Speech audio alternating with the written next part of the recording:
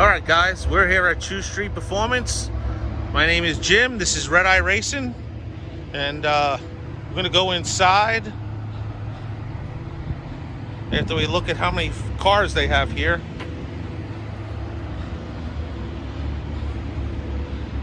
Man, they just got cars all over the place.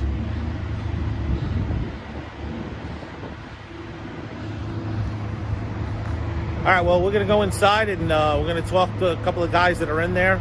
We're going to see how the Redeye build is coming, and let's see what they say. All right, guys, well, we're in the back of True Street right now. Man, we got a ton of other cars still here. There's the dually.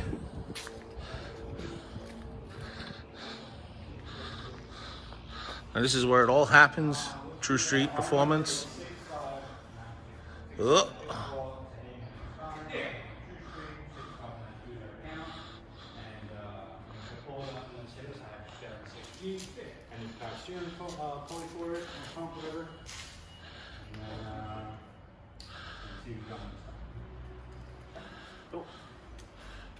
All right, guys, this is Matt. How's it going? Matt, what's going on? What's going on, dude? Now, guys, I don't know if you know Matt. Matt basically turns all the wrenches for, the Redeye car. He's basically built the whole thing himself. And he's also my crew chief. So every place where we go, we race. Matt is there, doing everything that I need to do. Basically, the only thing I got to do to this car is drive it. But you do the hard part. Yeah, I don't know if it's the hard part, but why don't we go over where we're at? Check out what you got going on. Yeah.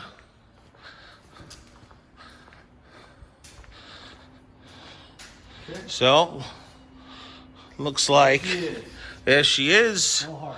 No heart, engine's out. We got the cradle in the front here. We have the drive shaft, and I'm told that the engine did show up. It did. There's your motor here. Show it to you. Boom. It is a fully forged 426. And what do we have? 9.7 to 1 compression, right? Yeah. It worked really good with that 4.5. Yep. This will be a really good step up from your 377 to a 426. About another 100 horsepower. It'll definitely be able to hold a lot more than your old motor. Go up a little bit more with your nitrous and get to the gates. All right. Now, so how did my motor look when we took it apart? And The motor was very clean. yeah. Ethanol E85 really does wonders on the inside of motors. Okay. So your motor for a year's time, we had no issues, no problems, nothing with them, and took it all apart and very clean, very healthy motor. We just needed something a little bit more. Okay. Do we have some of the components for there? Do we have the heads out?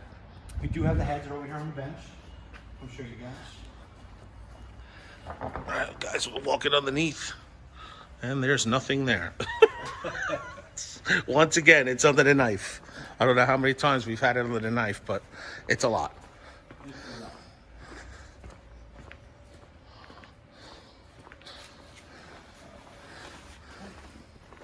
Oh, let's not activate the parachute.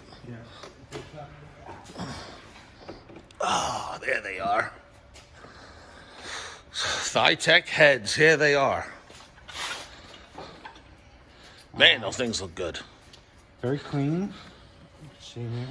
Ethanol, baby, I'm telling you. Keeps everything nice and clean. All your intake ports, valves look great. We have very, very good sealing.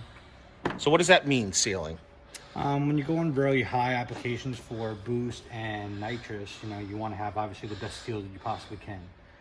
With Thigh-Techs, they're a lot better than the factory. So what happens is they're spec'd very close. So you're able to have a very good seal on your head gasket to keep everything in check and where it's supposed to be. You definitely don't want any leaks.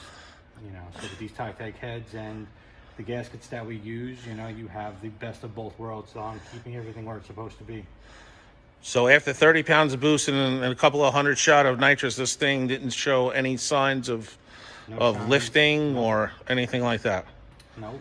And so these heads are going to be fine just to go put right back onto the 426, right? Oh, absolutely. These are the only way to go, Thigh-Techs. Okay, and then we're also going to do something special with the head studs, right? Yep, we have new head studs that are pretty special for you. We're going to put them in. They're actually made for another application, but For your application here, it'll be more than what you need to go up a little bit more with some boost pressure and some nitrous. All right, so hopefully we're going to see a couple of more 100 horsepower out of this car, and I think we're going to be sailing into the eights. What do you think? Oh, absolutely. Eights is a hard feat for anybody, especially with these cars with how heavy they are. But the platform and the motor that we have, it's definitely more than enough. All right, awesome. Well, listen, I appreciate it. Absolutely. Matt's also a good friend of mine, and we'll be back to you guys when we're at the track, and hopefully next week we're in Maryland testing, and we'll go from there, and hopefully we have some good numbers for everyone. So, this is Jim. Talk to you later. All right, guys, we're just leaving True Street. As you guys can see in the video, the motor is out of the Redeye. The only thing we have to do is put the motor together, get it back in. We got to do a couple little other things to it, a couple little, we're changing a few things on the heads, we're changing a few things on the lifters. And we also have to dyno the car, and then we're going to play with the different pulleys. I believe we're going to start with the 4.0 pulley first, then go down to a 375, and then we're going to go with a 350. And then we're going to go testing. So hopefully next week, I'll have a video up, us going testing. It will be at ACO in New Jersey. And we'll also figure out, if the gearing is going to be correct now with the new setup. So we currently have a 350 gear in the rear right now. I have no idea what the gearing is in the 4L80E. Only AJ knows. We'll make a whole bunch of hits. We'll get some data, and the whole point of doing all of this is getting it ready for Maryland. Maryland is going to be a big race. It's going to be packed. 850 class is going to have a ton of cars. Heavyweight is going to have a ton of cars. And then the other thing we're also getting is the two-step. So we're going to get the two-step put in. So if you guys don't know what a two-step is, basically you're going to go up to the line, you're going to lock the second bulb in, you hold the button down on the steering wheel, and you deck the gas, and then you let go, and boom, you take off. If you guys watch No Prep Kings or anything like that, you guys have definitely seen how a two-step works, but we're going to do something a little bit differently. Normally with two steps, if you leave the throttle kind of wide open at 3,000 or 4,000 RPMs, you're right in the power band of the motor, and you're talking about leaving the line at 30 pounds of boost. That won't work. We will not have traction for that.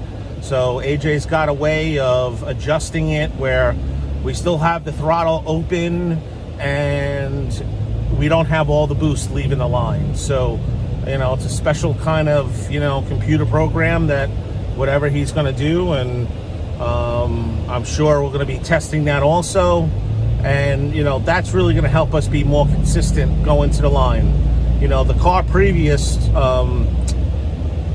transmission, I was basically just leaving it idle, or I would kind of bump up the RPMs to like 11, maybe 1200, and then take off. But with the new car, with the 4,000 stall speed that it has, but I could never get the car built up in 3,000 or 4,000 consistently to launch it in time of the second bulb. It just really happens so fast.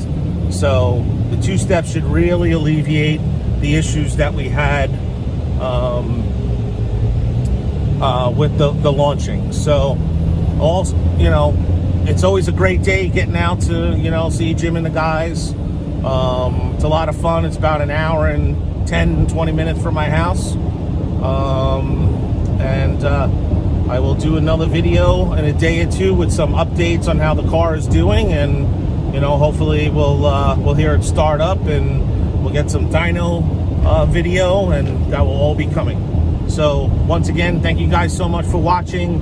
If you have any comments, questions, or anything like that, or any advice on how I can make videos better, please leave them in the comments below.